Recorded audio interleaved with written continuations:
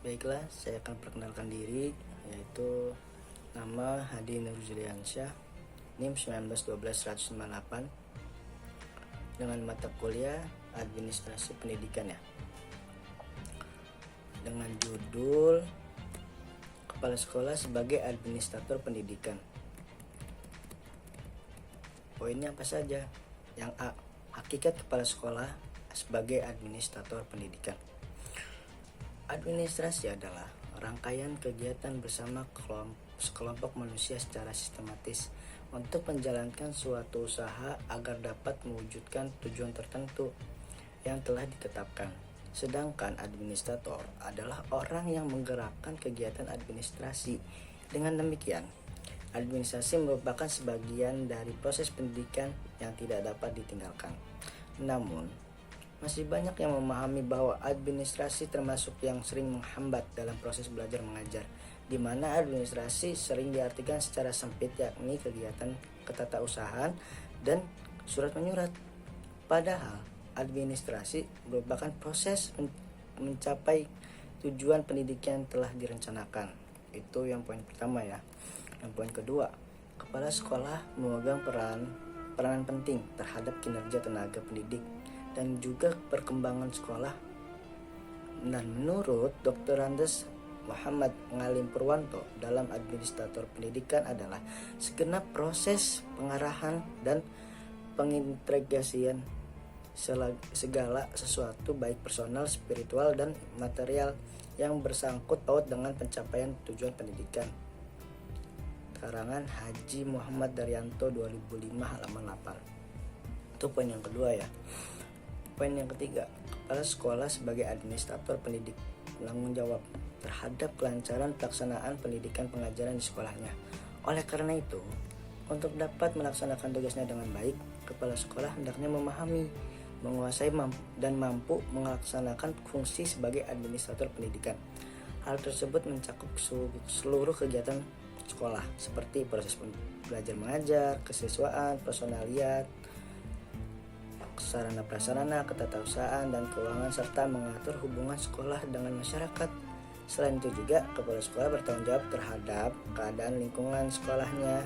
Maka sebagai syarat mutlak menjadi kepala sekolah yang berkompeten, harus mampu dengan baik melaksanakan fungsi-fungsi administrasi pendidikan yang meliputi perencanaan, penyusunan organisasi sekolah, pengordinasian dan pengarahan, serta pengelolaan pegawaian.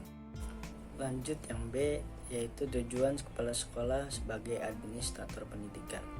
1. Membuat perencanaan. Kepala sekolah dituntut agar mampu membuat perencanaan, paling tidak perencanaan tahunan yang hendak dilaksanakan oleh sekolah yang dipimpinnya. Adapun cakupan perencanaan tahunan itu meliputi 1. Program pengajaran, 2. Kesiswaan, 3. Kepegawaian, 4. Keuangan, 5. Dan perlengkapan. Itu yang nomor 1, poin membuat perencanaan. Dan yang kedua yaitu menyusun organisasi sekolah. Menyusun organisasi sekolah ialah tanggung jawab kepala sekolah sebagai administrator harus membentuk sebuah struktur yang sistematis untuk menetapkan dan menyusun hubungan kerja seluruh anggota organisasi sekolah.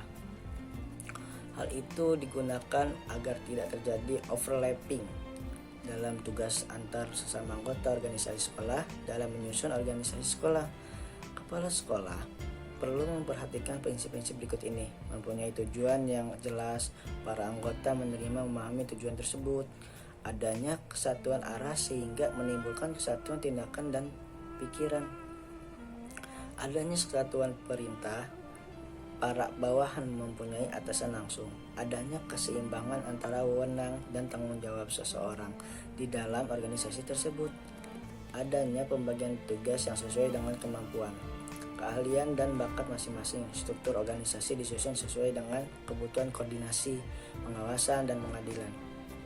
Pola organisasi bersifat permanen dan adanya jaminan keamanan dalam bekerja serta garis-garis kekuasaan, tanggung jawab secara hierarki jelas gambar di dalam struktur organisasi. Bertindak sebagai koordinator yang ketiga ya. Pengordinasian merupakan kegiatan yang menghubungkan seluruh personal organisasi dengan tugas yang dilakukannya sehingga terjalin kesatuan, keseleraan yang menghasilkan kebijaksanaan serta keputusan yang tepat. Kepala sekolah sebagai administrator harus mampu mengordinasikan bawahannya yang kegiatannya meliputi dari pengawasan, penilaian, pengarahan, dan bimbingan terhadap setiap personal organisasi sekolah. Itu yang ketiga. Yang keempat yaitu melaksanakan pengelolaan pegawaian. Kepala sekolah memiliki kewenangan dalam mengelola kepegawaian dan organisasi sekolah. Di antaranya kepala sekolah dapat mengangkat, mempromosikan, menempatkan, dan menerima pegawai baru, baik itu sebagai guru, TU, ataupun pembimbing ekstrakurikuler. Dalam pengelolaan pegawaian, kepala sekolah harus memperhatikan kesinambungan kondisi dan kemampuan pelaksananya antara jenis, kelamin, bakat, kekuatan fisik, dan latar belakang pendidikan tersebut ya, dan lain-lain. Adapun cara-cara yang dapat dilakukan oleh kepala sekolah dalam melakukan pengelolaan pegawai antara lain mengadakan diskusi, membentuk koperasi, membentuk ikatan keluarga sekolah, memberikan bantuan kesempatan seluas-luasnya pada guru pegawai untuk meningkatkan kemampuannya, mengusulkan dan mengurus kenaikan gaji atau pangkat guru-guru dan pegawai tepat pada waktunya sesuai dengan peraturan yang berlaku. Peningkatan kinerja guru ditentukan oleh tingkat keberhasilan peran kepala sekolah. Dalam hal ini, kepala sekolah sebagai administrator, sedangkan strategi yang dapat diterapkan oleh kepala sekolah diantaranya adalah menerapkan arah tindakan yang sifatnya mendasar melalui perencanaan, pelaksanaan, dan evaluasi. Itu semua diharapkan untuk meningkatkan kualitas dalam melaksanakan tugasnya ya. Yang C, fungsi kepala sekolah sebagai administrator pendidikan. Menurut Ngalim Purwanto 1987 halaman 106 sampai 112, kepala sekolah sebagai administrator harus mampu mengaplikasikan fungsi-fungsi seperti membuat perencanaan, membuat atau menyusun perencanaan merupakan salah satu syarat mutlak bagi setiap organisasi atau lembaga dan bagi setiap kegiatan baik perorangan maupun kelompok tanpa perencanaan atau planning. Pelaksanaan suatu kegiatan akan mengalami kesulitan dan bahkan juga kegagalan. Itu menurut Pak Ngalim Purwanto ini ya. Fungsi manajerial untuk bisa dan juga handal dalam memanage serta mengatur setiap kegiatan juga pangkat yang ada di dalam lingkungan sekolah seperti membuat perencanaan sekolah untuk berbagai tingkatan perencanaan. Fungsi perencanaan untuk bisa menyusun perencanaan kegiatan seperti membuat perencanaan keuangan dengan mengusulkan dan mengesahkan anggaran belanja dan pula anggaran pendapatan sekolah.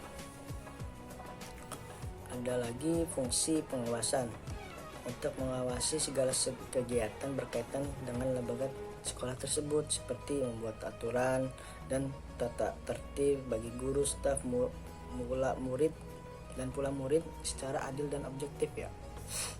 Fungsi dukungan dan fungsi sosial, yaitu kewajiban untuk memberikan dukungan kepada setiap elemen atau perangkat dan juga berlaku adil dan mempunyai jiwa sosial yang tinggi untuk membantu siapapun yang membutuhkan pertolongan, seperti memberikan bantuan dana untuk perwakilan sekolah yang mau mengikuti perlombaan dan kompetisi.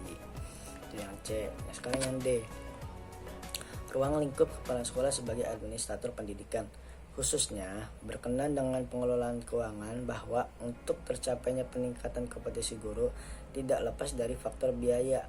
Seberapa besar sekolah dapat mengalokasikan anggaran peningkatan kompetisi guru tertentu akan mempengaruhi terhadap tingkat kompetisi para guru tersebut. Sekian dan terima kasih.